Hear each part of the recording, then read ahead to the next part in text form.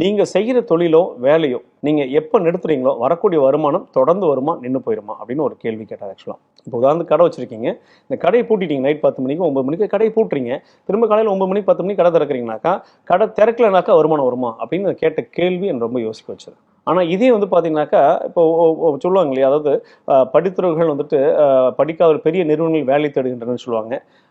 பெரிய கம்பெனி எப்படி உருவாக்குறது கொஞ்சம் பேர் யோசிப்பாங்க. ஆனால் அந்த கம்பெனியில் வேலை செய்கிறத பற்றி நிறைய பேர் வந்து யோசிப்பாங்க ஆக்சுவலாக. அப்போ நீங்கள் கம்பெனியில் வேலைக்கு சேர போகிறீங்களா, இல்லை இந்த கம்பெனி மாதிரி உருவாக்க போகிறீங்களா? ஸோ அப்போ அவர் சொன்ன அந்த கேள்வி, அப்போ நீங்கள் ஒரு பெரிய ஒரு கம்பெனி உருவாக்குனீங்கனாக்கா அங்கே நிறைய பேர் ஒர்க் பண்ணுறப்போ ஆட்டோமேட்டிக்காக நீங்கள் ஒரு ஸ்டேஜில் ரிலாக்ஸ் ஆகிறதுக்கான வாய்ப்புகள் இருக்குது. கரெக்டாக இல்லைங்களா? அப்போ ஒரு தனி பர்சன் இப்போ இந்த இஎஸ்பிஐ ஃபார்முலா, ராபர்ட் கியோசாக்கியோட ESBI formula, employee, self employee, business, investors. அப்போ எந்த குவாட்ரண்ட்ல நம்ம இருக்கிறோம்? இதெல்லாம் வந்துட்டு கேட்குறப்போ கொஞ்சம் எனக்கு வந்துட்டு அன்றைக்கி நைட்டு சரியாக தூக்கம் வரல.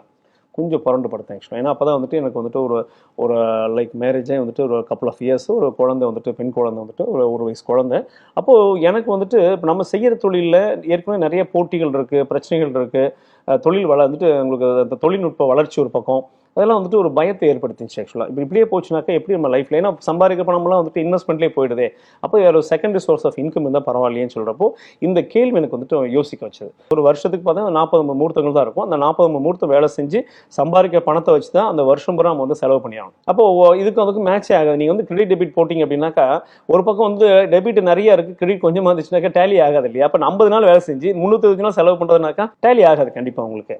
அப்போது இப்போ எப்பவுமே பட்ஜெட் வந்து பற்றாக்குறையில் ஓடிட்டு இருக்கும். கவர்மெண்ட்டுக்கும் பட்ஜெட் டெஃபிஷியன்சி, நம்ம மக்களுக்கும் பட்ஜெட் டெஃபிஷியன்சி. அப்போ பட்ஜெட் பற்றாக்குறையிலேயே வண்டி ஓடிட்டே இருக்கும். அப்போ இன்னொரு சோர்ஸ் ஆஃப் இன்கம் வந்து நல்லாயிருக்கும். அப்போ தொடர்ந்து வந்து இதை பற்றி கொஞ்சம் கொஞ்சமாக படிக்க ஆரம்பித்தேன். அப்போ தான் அந்த நெட்வொர்க்குங்கிற அந்த கான்செப்ட், அதாவது டைரக்ட் செல்லிங் இண்டஸ்ட்ரிக்கும் ட்ரெடிஷ்னல் மார்க்கெட்டிங் இருக்கிற வித்தியாசம். இது வரைக்கும் நம்ம எல்லாருமே ட்ரெடிஷ்னல் மார்க்கெட்டிங்கில் நம்ம இருந்து பழகிருக்கோம்.